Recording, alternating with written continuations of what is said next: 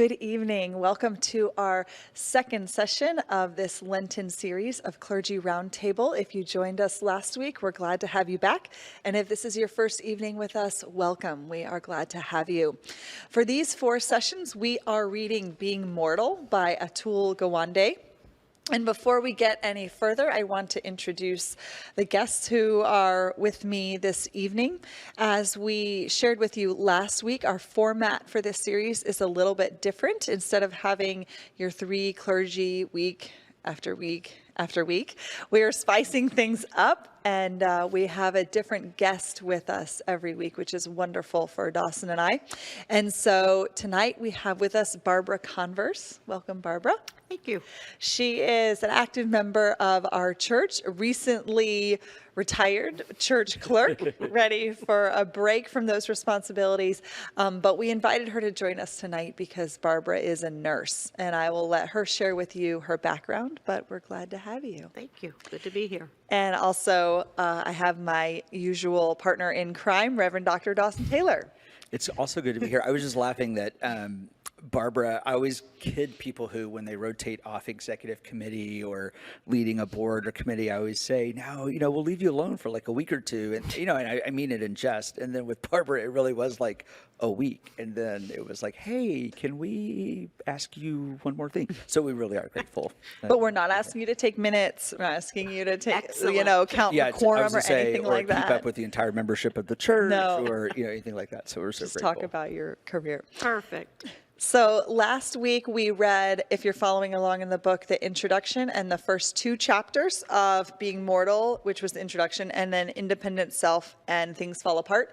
And this week we're diving into chapters 3 and 4, which focus on dependence and assistance and how that we can enable our elders to live lives in which although they've lost independence, still retain control and autonomy and control over their decision-making in their lives. And so, Barbara, why don't we hear a little bit from you in terms of your background and what your thoughts are? Okay. Well, my background is 40 years of nursing, unbelievably, and started 20 years in the operating room. And then the last 20 years was between working in clinical research, bringing new drugs to the market, and working in organ and tissue donation. So dealing with people at that time in crisis. And I think that's what's going to be so much fun about this conversation. Maybe fun's a poor choice of words, but will be fascinating about this conversation is I think the conversations that you had with families in the organ tissue donations will be really interesting to kind of delve into because, Angela, I know you've set up this conversation, you're moderating this, but, that idea of last week's conversation about independence, and then when people have to rely on others to make decisions that are obviously impact everything. And I know that, Angela is really the key architect behind a different way of looking at Clergy Round Table, for which I'm deeply grateful.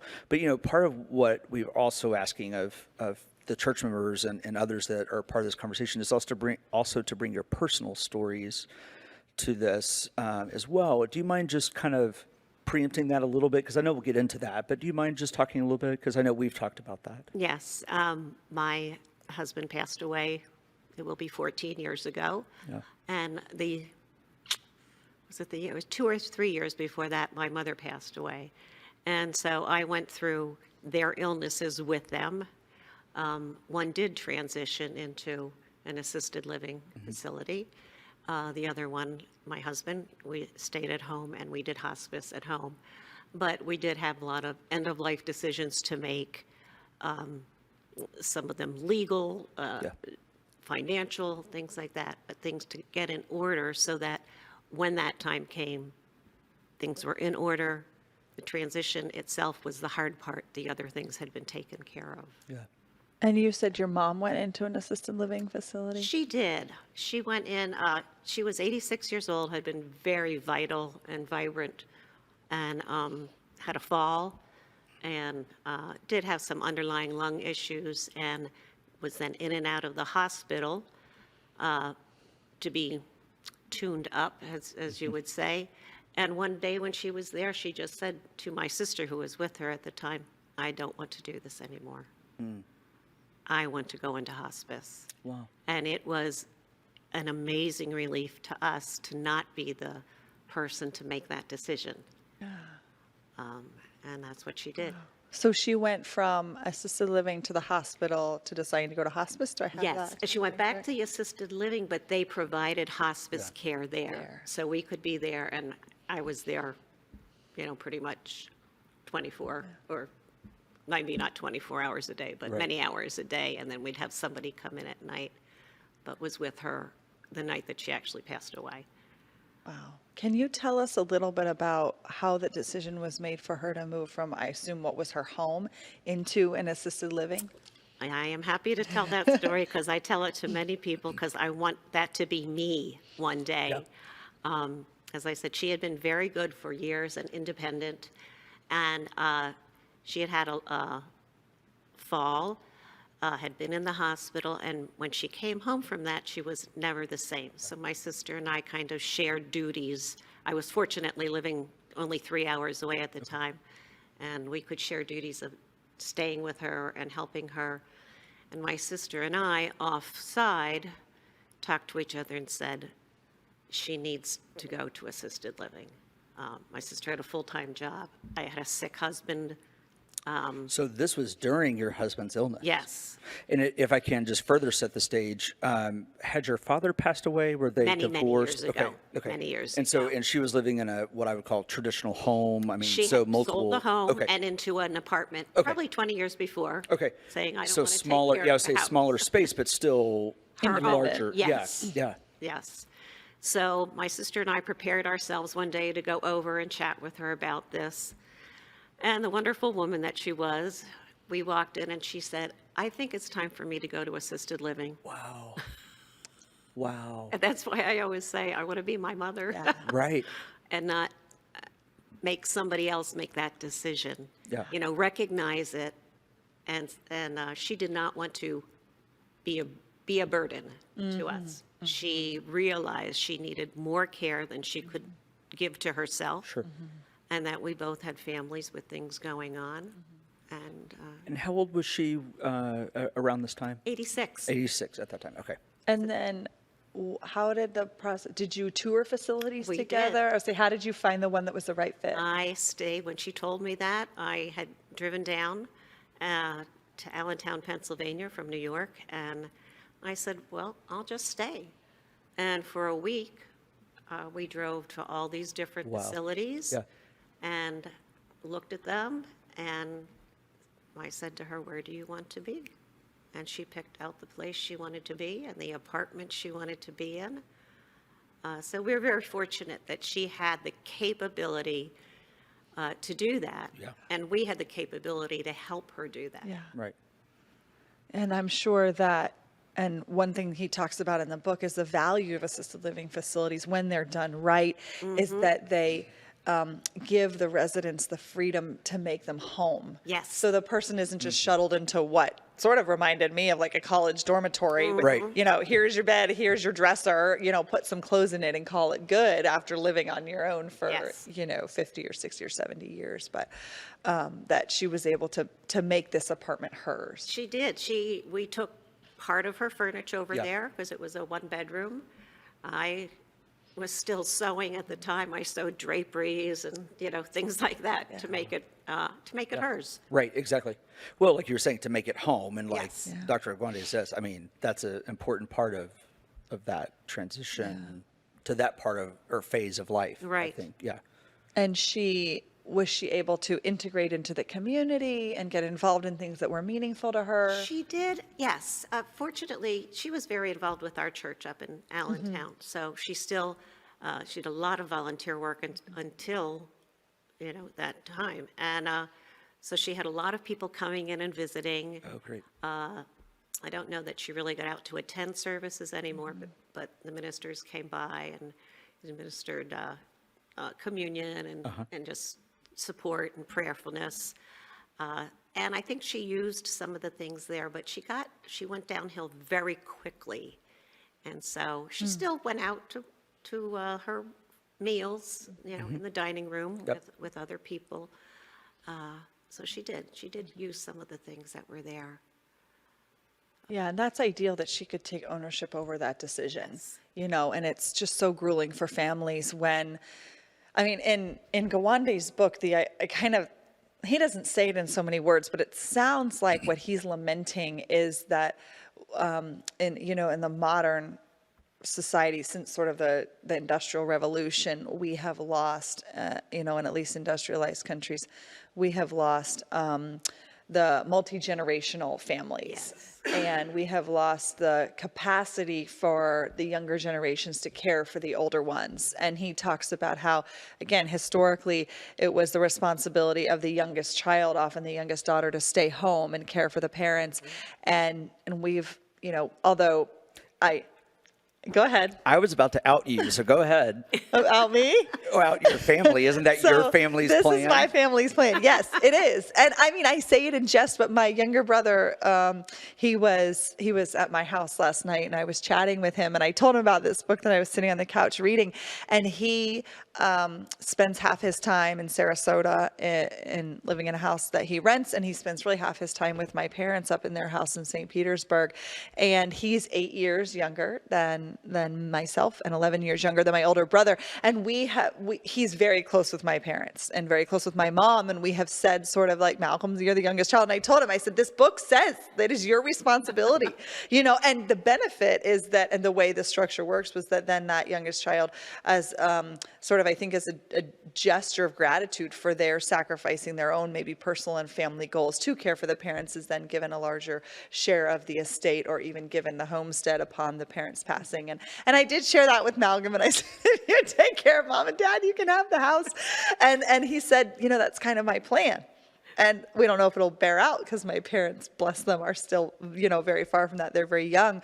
But, Gawande says that sort of so many families aren't able to do that anymore. And so we've outsourced the care for our elders into institutions. And that, I think and again, I don't want to put words in his mouth, but in an ideal scenario, we still would have the ability for younger generations to care for the elders, but that's not the way socioeconomically we're set up. And I was thinking about your situation, Barbara, with, we talk about the sandwich generation of, caring for children and caring for parents.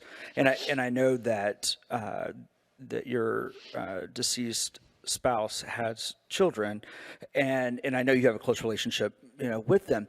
But I'm thinking about how you were in such a unique situation that you were sandwiched between what would ultimately be a terminally ill spouse, and then what ended up being, a progression towards the transition from life to death with your mother.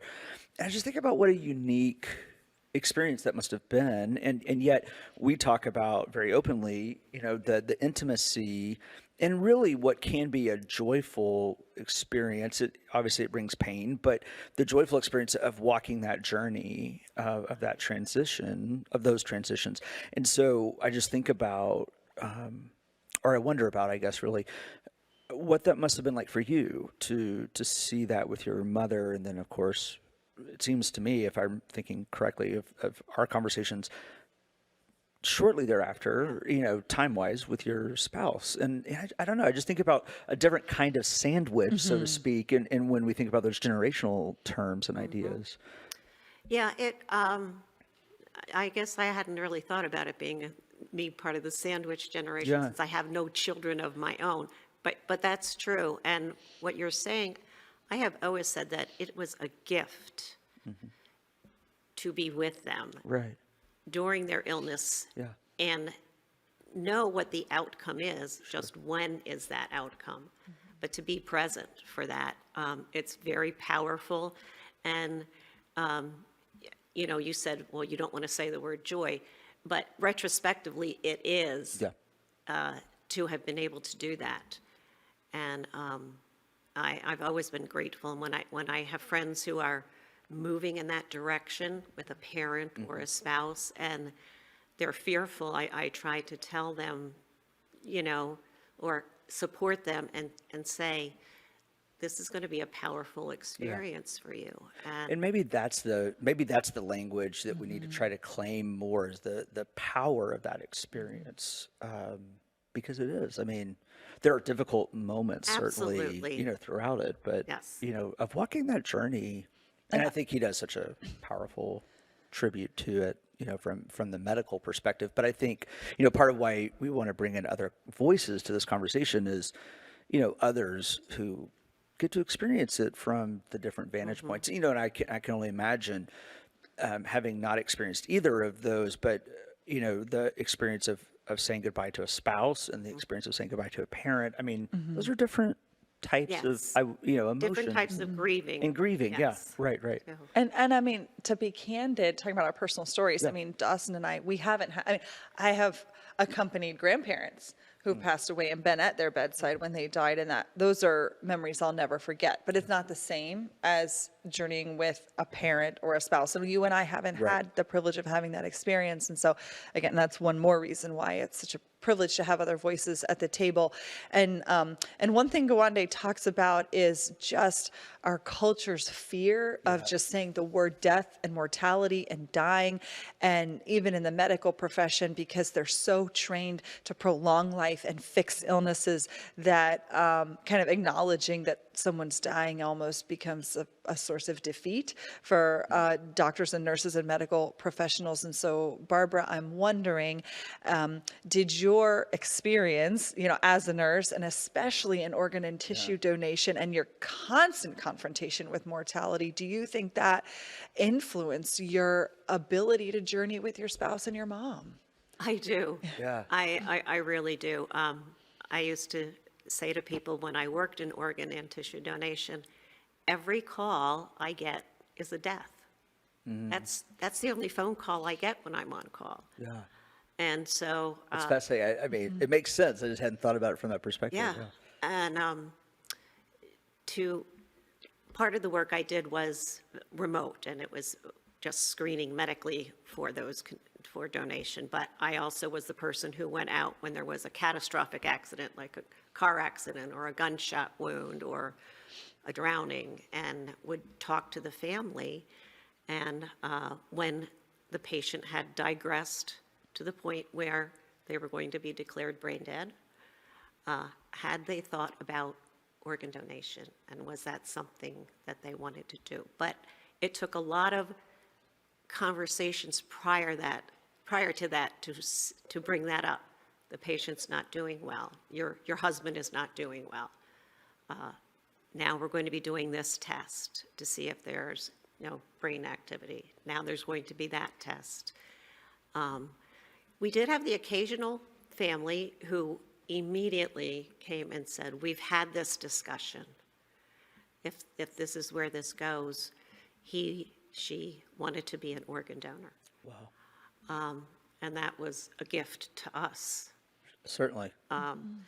along with the many people that it helped. But having the physicians and the nurses there in those ICU, intensive care units,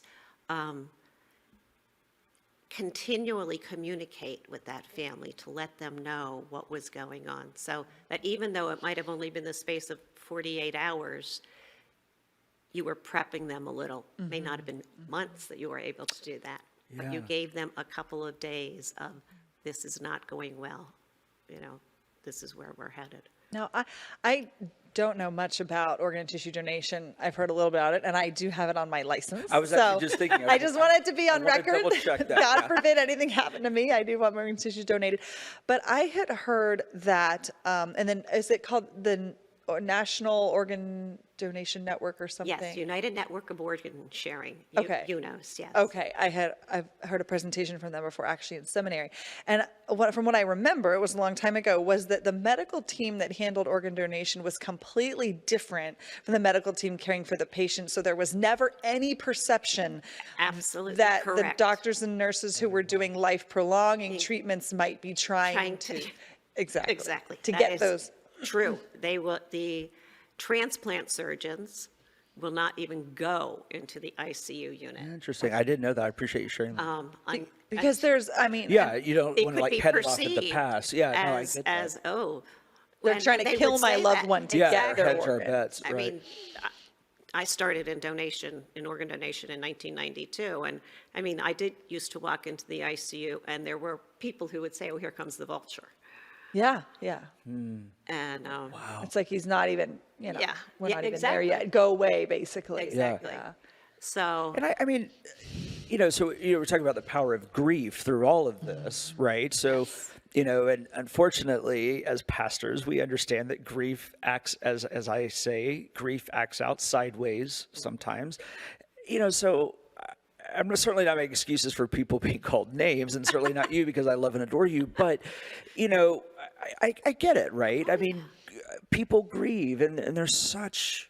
It's so raw, especially like you say, when there's a traumatic event. If you're preparing for the death of a prolonged illness,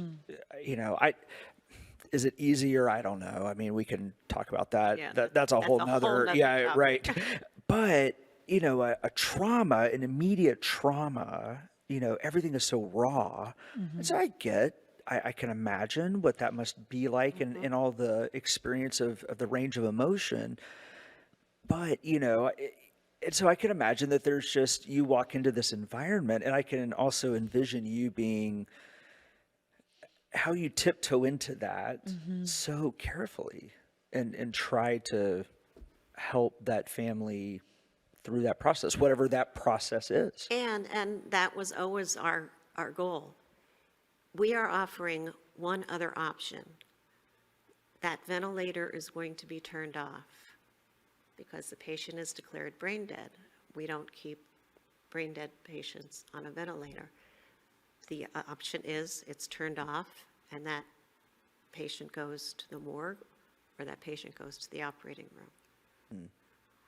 So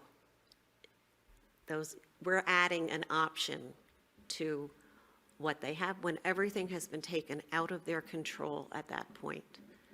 They have no control anymore. They have control over that last decision of what they're going to do.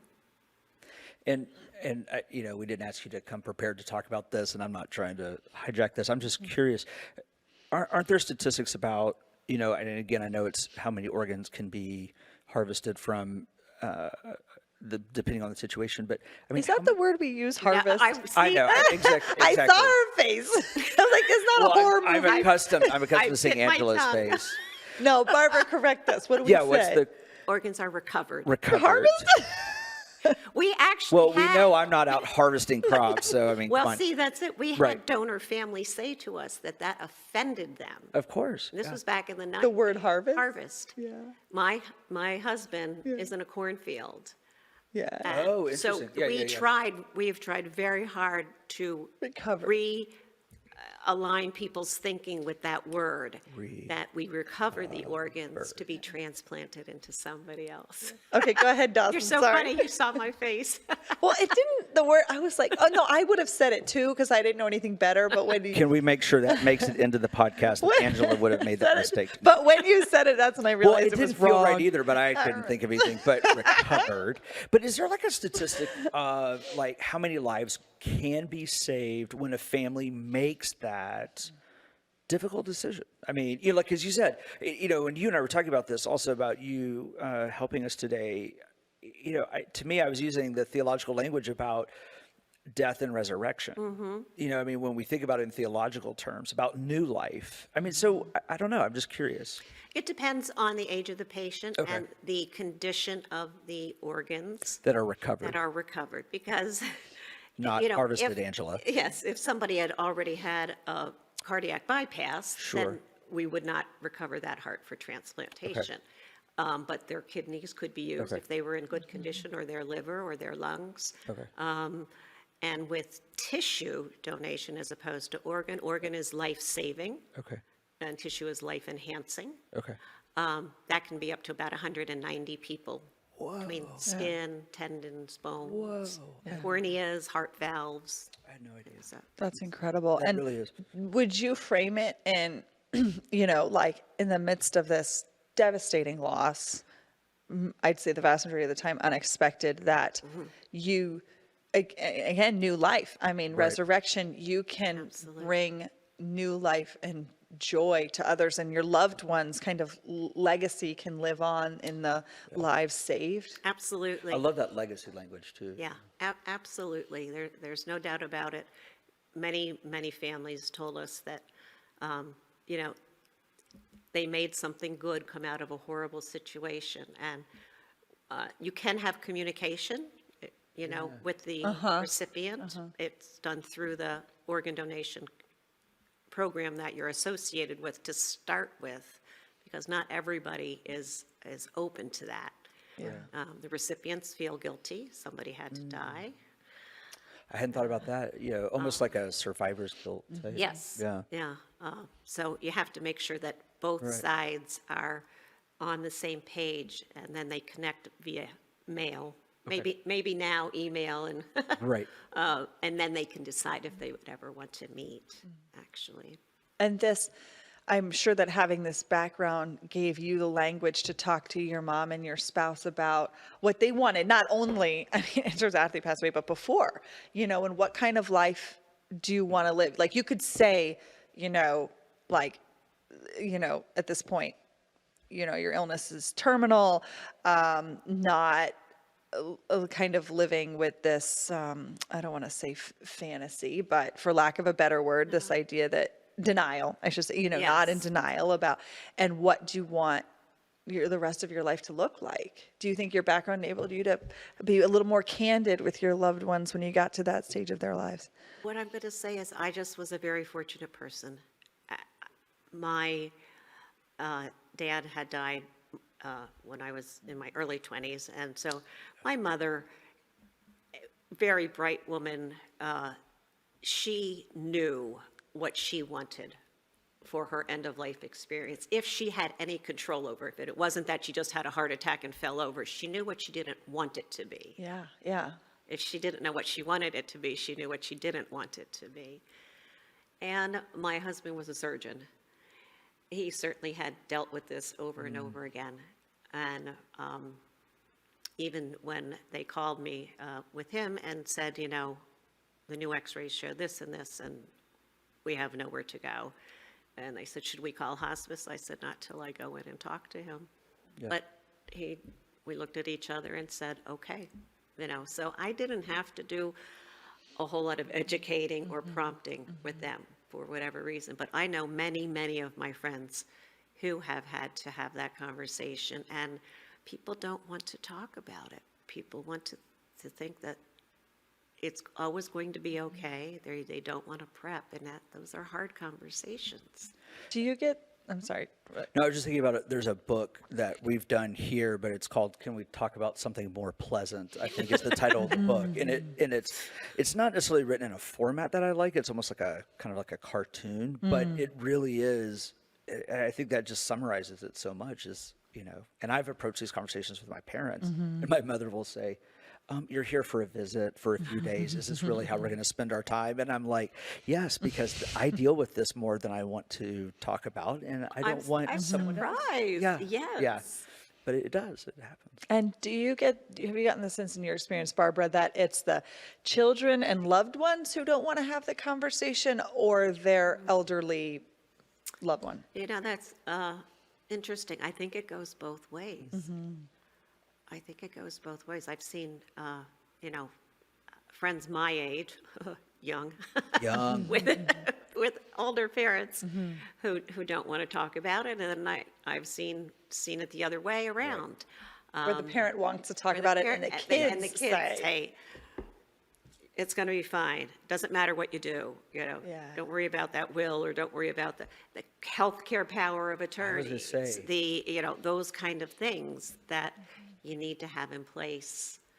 I was going to say, although with them being deceased, perhaps not as much about privacy, but I'm just thinking about, like, with your mom and your spouse, and also reiterating for people the vital importance of not only expressing those things, and even expressing things like organ donation and things like that, but also expressing those things in legally binding documents. Because I have some wonderfully hilarious but also tragic stories of families who I've literally held back from violent fights yes. in ICU waiting rooms because one person perceives the opinion of the person who is ill one way and one the other.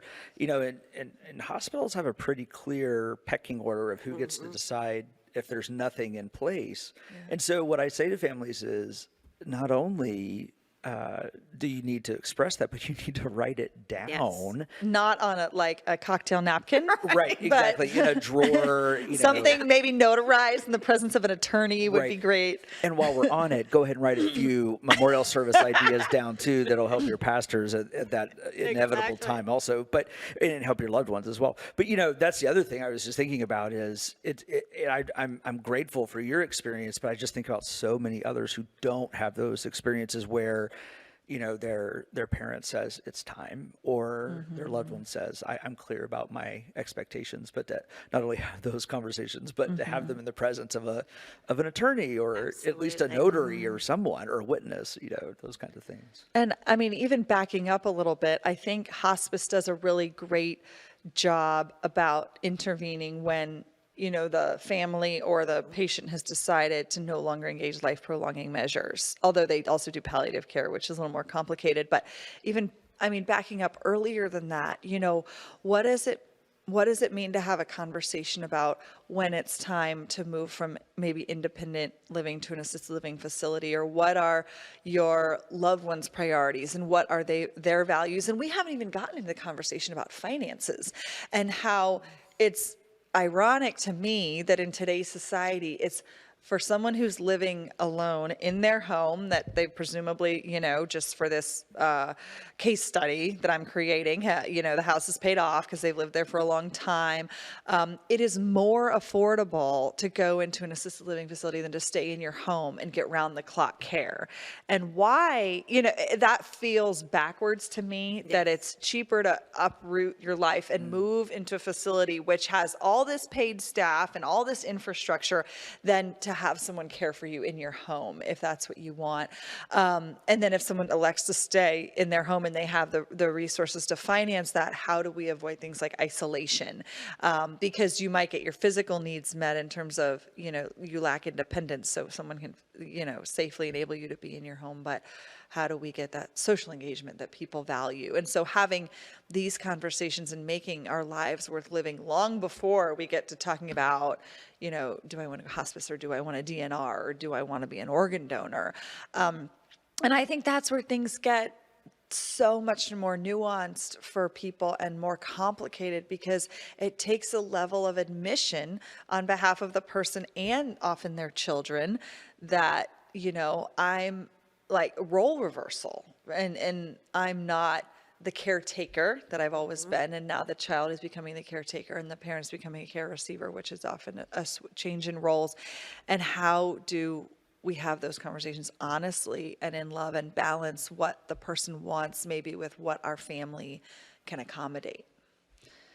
I think it is hard. I know I have, living in Florida, so many of us live on one floor. Yeah.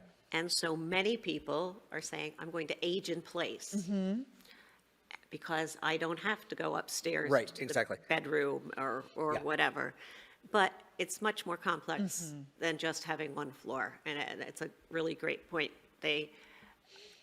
It's still costly, and then you really don't have that external exposure. That some of the extended care facilities, independent living to assisted living to nursing home care or memory care, can afford you. And sometimes it's not safe to age at home, depending on what's going on. Memory care patients, turning the stove on and leaving it on and burning the house down, getting out of the house and being lost. We see those silver alerts. Yes, yes. I have a dear friend whose husband was diagnosed with Alzheimer's a couple years ago, and he still goes for walks, but on his sneakers is tied an identification, a tag with her name and phone number that says, this is my name, I have Alzheimer's, if I appear to be lost, please call this number. So there are things you can work around, but it's also still frightening. I don't know if I could be her sitting in the house for the hour that he's gone. Exactly, because it seems to me that what you raised, Angela, about the social isolation is a huge issue that I think we're needing to deal with more as a culture and society. And again, I think that's one of the things that the pandemic raised for us is how do we address those issues? And I think particularly for those who are aging, but the reality is we see it among millennials and Xers and Generation Zers. And, there's just a ton of social isolation that has, that I think was occurring, but the pandemic, again, kind of lifted it into our awareness. But I think the other thing that, it's one of the things that I'm really most proud of in my tenure as senior minister here is the caregiver support group.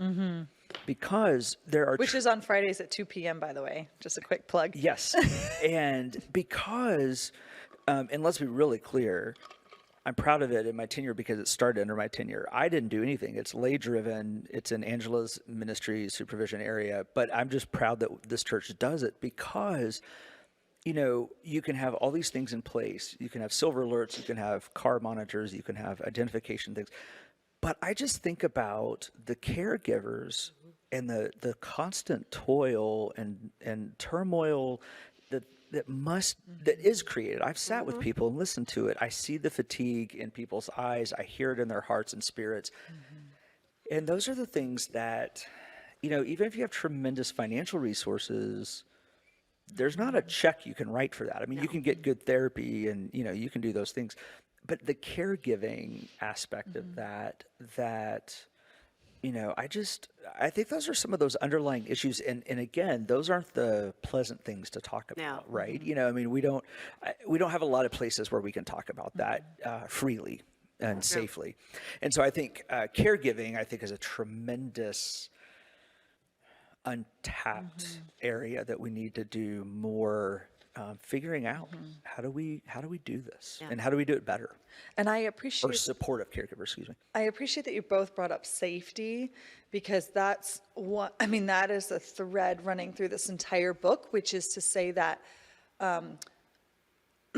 in caring for our elders and the medical profession has put way too much of a priority on safety.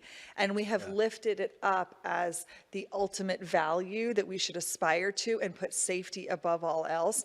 And he argues that it is to the detriment of the quality of life of our seniors, and that loved ones who are motivated by, of course, loving and caring for their spouse or parent, whoever it is, and also probably motivated by guilt, make decisions which take away the independence and the control that the individual has over their own life, and he uses this example, and Barbara, I don't think you've had a chance to read the book, so I'll share it with you and for all of our viewers about this gentleman named Harry Truman who lived at the bottom of Mount St. Helens, and this volcano was going to erupt, and he had months and months of warning that, excuse me, he was in this 10-mile radius of the volcano, and all of the first responders, and all of the state emergency officials were saying, you need to get out, and they evacuated the whole area. And this was his land, and he had lived on it, and he had a bunch of cats, and he refused to leave. And he said, this is where I want to die. I don't want to go anywhere else. And if essentially if the volcano erupts, it's taking it with me. And it did. And it did erupt. And he and his whole house and all of his animals were buried under lava. And he has been lifted up as a hero, as somebody who took control and responsibility for his own life. And in that area, apparently a statue was actually erected in his honor.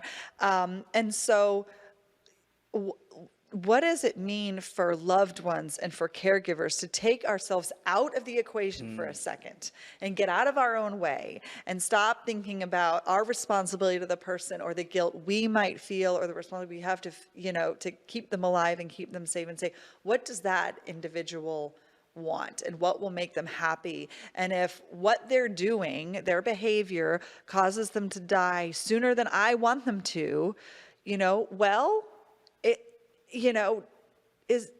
can we be brave enough to ask the question, is that okay? Because they died having full control over their life and potentially doing something that they wanted to do that they love, and this is really hard, but if we take it to an extreme, we run the risk of potentially keeping our loved ones, in these these hermetically sealed bubbles. Because, and I mean, I think about my kids too, and it's like, I want to protect, but at some point you have to say, well, they have to live their lives. They're autonomous beings. And it's totally different when you're dealing with infant and children, young children versus adults. But, so I don't know, where do we put the value of safety in the pecking order of priorities? Well, some of it, and I think there is a different way to look at it when you're aging at home and when you're in a facility, because I think the safety factor in the facility is greater because of legal aspects Liability. and Yeah. and the liability. If grandma is in the memory care facility and she gets out, that family is going to hold the care facility responsible. So I'm sure that has a great deal of where, at least in facilities, that overprotection comes in. At home, you probably have a lot more leeway to say, I'm okay, I know they can go for a walk around the block and come back home. Or whatever, I can leave them out on the lanai and it's safe, they're going to be fine out there, whatever it is, take them to the grocery store. But I think you can't negate the fact that a facility is caring for, pick a number, 500 people. And there are people who get violent or things like that with certain memory issues, and you have to have everybody's safety involved, and including the staff, because nurses have certainly been injured, by somebody who was bigger and stronger, and certainly not doing what they would normally do. Right, exactly. But this is a different time of their life. Well, and I think about it, and there are probably commercials in other parts of the world, but I think about here in Southwest Florida, I mean, you can be watching television, and there are commercials, in my opinion, of law firms, egging you on. Oh, my goodness, yes. About your loved one and neglect and nursing homes and things like that. And so, of course, that drives that. But I think, Angela, too, because Barbara, I appreciate you raising that, but I also think about, I think your question also points to our society and our theological struggle with and uncomfortability with death and dying and our inability, part of, I know what you and I want to raise in this, in the overall Clergy Round Table, or this version, is the dying well. And what does that look like? And for some, that's a new term. For others, they've been familiar with it. But, this idea of what does it take, again, both theologically, socially, psychologically, to not be afraid of death. And so, I think that story that you raise about Harry Truman, not the president. I know. Not the president, not the former president, is what it speaks to, in my mind, in theological terms, is someone who was not afraid to claim life, but also to claim death. And if we are to live into our faith story that says we don't believe that this is the last word, which is the Easter story, that's what he was doing. And I'm not faulting anyone, because I feel the same way. I mean, when I think about family members or friends or others and their their ultimate demise, including my own, there is something in our humanness that fights against that, which is essentially this entire book, is medical professionals and others are taught to push back against that. And so this idea of someone like that and others who say, it's like you and I've talked about this, about people who say, you know what, I've lived an amazing life and I'm not going to receive chemotherapy. And I'm not, and please do not anyone hear that as an indictment for people who choose to get chemotherapy and other treatments. But there's always to me something, I don't know, there's something about sitting with people who say, nope, I'm good. Absolutely. And I say they're going to take the victory lap and call it done. Yeah. Because to me, I don't know, there's just something about, like, I don't know, there's a depth there or an understanding, or they may have had chemotherapy at one point and said, oh, I don't want to feel like that again. I don't want to go through that again. I'm done. And I've seen older people do that. I've seen younger people do that. It's not an age thing. Yeah. And I don't know. I just think I think your question also raises, to me, some of the ultimate questions are raised in the book and that we're attempting to raise along this journey, which is, what is it, or what can we address in our faith journeys and other places that perhaps allows us to be more comfortable, or at least address it more directly? Death. So I have a question about and what you two think about our society's reticence to talk about death. And part of it, I think, is biological. Like every species wired in our DNA, we are wired to perpetuate our species, and to survive. And when you've heard about heroic tales, when somebody's, when your life is at stake, or when someone's loved one's life is at stake, the ways that, like, we rise to the occasion and the adrenaline surges through us and we do things we did never think humanly possible, because that, that will to survive surfaces.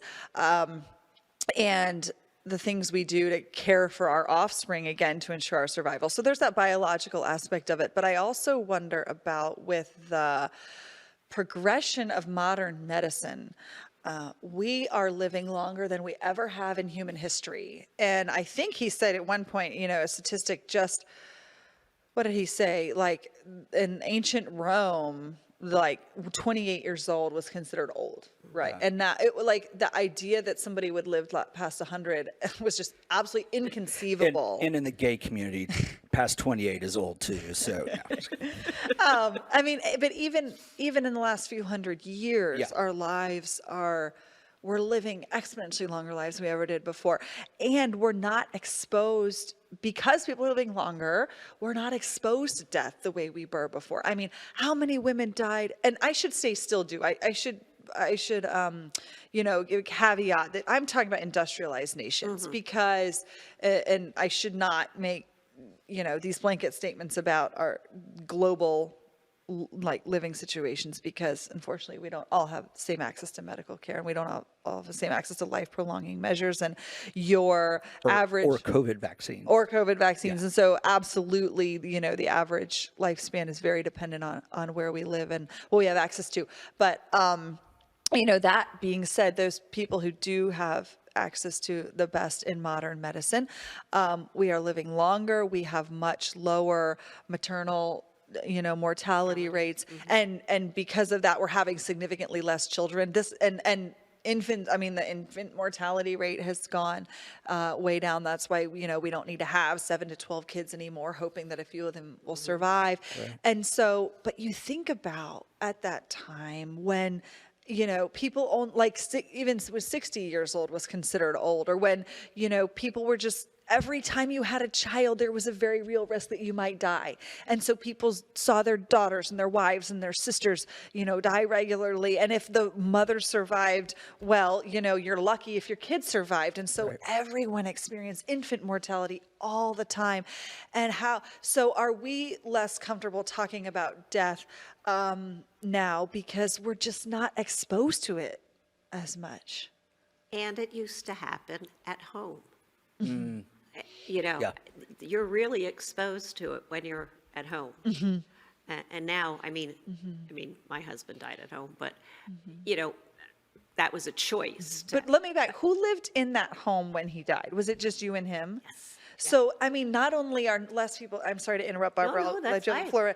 Not only are less people dying at home, but those who are, they might live with one other person. It's Right. not like you're dying at home with With your, the whole 14. extended Yeah. Well, I was gonna say, family and the 4 idea, generations in yeah, the the home. idea of homestead living, although Yes. we may be getting back to that with our economy, but, I mean, in home prices, but, this idea that, there's the family homestead and, the tradition of keeping watch and, Yes.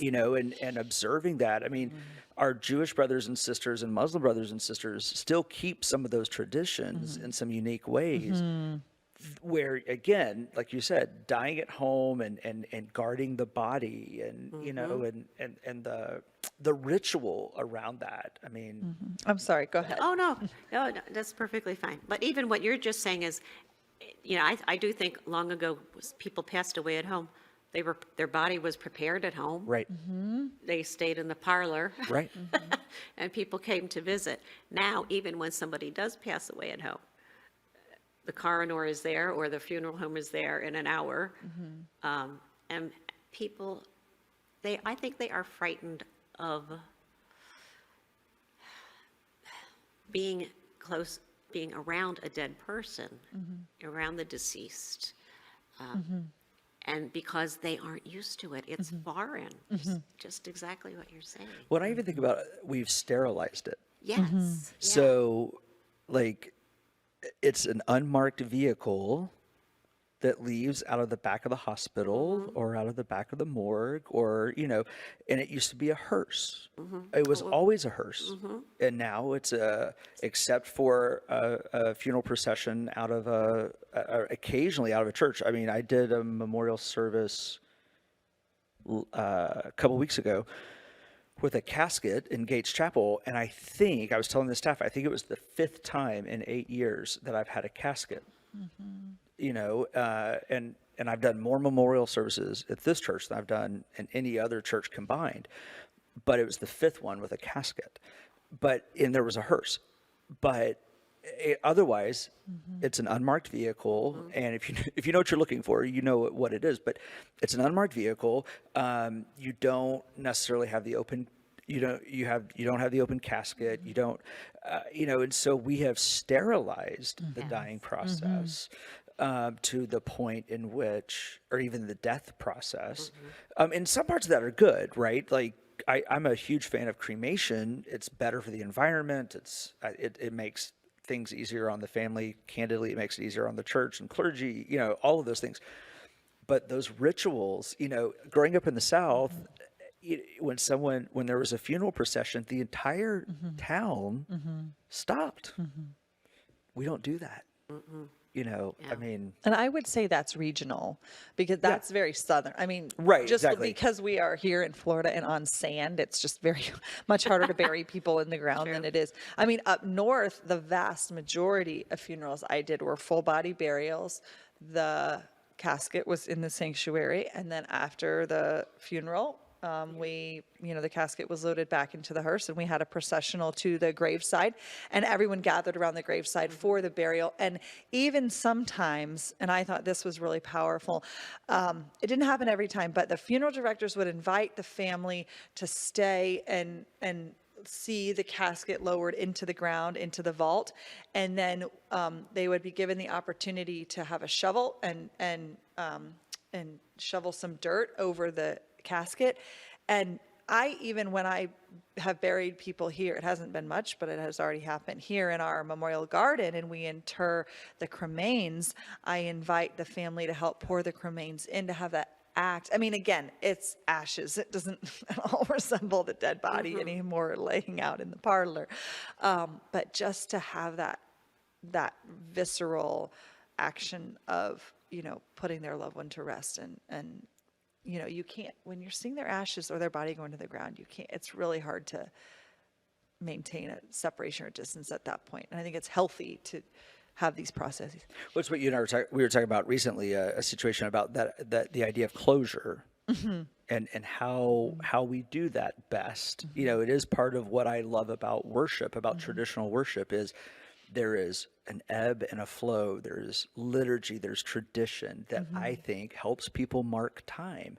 And that was originally why liturgy was created in the early church was, people didn't wear watches and but it's how they marked the year. It's how they marked time. But I do think that that's how sometimes our society works, is that we mark those occasions. And I think when people skip out on them, I do think there are psychological effects to that, and it keeps people from being able to have that closure. So I think helping people claim that, and I think hearing you talk about that, I think I need to be more intentional about saying, no, help me do this. Let's not be afraid of that. Yeah. So our time is winding down, and I want to extend our gratitude again, Barbara, to you for joining us. You're welcome. And is there any closing thoughts you wanted to add? No, I think you've covered a lot of the things. I think this is a very difficult subject, and it's a good one to get people talking about. If this stimulates conversation amongst the congregation or watchers, the planning process is good. Allowing as much independence as you can from the person themselves as to how they want this to be, I think is definitely something that's helpful, and we need to get more back to in our society. And I just have a really completely random follow-up question, but if someone watches this at home and they think to themselves, I've never had the conversation about organ and tissue donation, what is and if our production team can put up what we call a lower screen graphic, what would be a place that we can direct people to, or we can research it, or if you'll just... I'd have to say, I'm pretty sure donor.org is Okay. one of the places, but I'll check that out. Yeah, to because be we'll sure. ask Brad and his team to put something up, just because I think, you just never know when a conversation spurs someone to think, oh gosh, I've never done that. There's another conversation. Right, exactly. And those are important conversations, but like you said, I was thinking, oh yeah, it's on my license, but to say to people, that is important. And also, Dawson, because it's on your license is one thing. It's Right. not a legal document. Exactly. Well, actually, it is a legal document. However, if your family doesn't know, you don't want it to be a shock to them. Exactly. But, and like we So you said, have those- the conversation. Right, exactly. And I would say we haven't named it, but I think that the overarching thing that is keeping our society reticent to talking about death and keeping the same, which is the same thing that keeps, like, that's a macro level. Like, no one talks about death. And then on the micro level at the kitchen table, we can't talk about death. And I think this is all fear-based. We are afraid of dying, so we can't accept that our loved one might die, so we can't talk to them about it. And Dawson, you talked about theology, and this is, like, if we take nothing else away from our conversation today, what I hope we do take away is that the Christian message disentangles death and fear and reminds us that death is not something to be afraid of, and that there is life after death. And that is the Christian story. That is we are resurrection people, as we call it. Yes, we have death on Good Friday, but we also have Easter Sunday. And to keep hold of this sacred truth whenever we're thinking about ourselves or our loved ones, and to have those conversations about what we want is a gift that we can offer Absolutely. to our loved ones. So thank you, Dawson. Thank you, Barbara. It's been a privilege. Thank you to all of our listeners, if you're listening, our viewers, if you're watching. A reminder that next week is our third session of Clergy Round Table, and we will be having another guest with us as a social worker. Is Yes. that right? Yes, we will have a Dawson friend with us, a social worker. And also today is Wednesday evening, and so every Wednesday we have two events for you in Lent. We have our midweek Lenten worship service, which is at noon in our sanctuary. You can join us in person or online for that. And of course, every Wednesday evening at 5 p.m. we have, not every Wednesday, excuse me, for 4 Wednesdays in Lent, we have Clergy Round Table at 5 p.m. So thank you for joining us. Please come back again next week and have a lovely evening.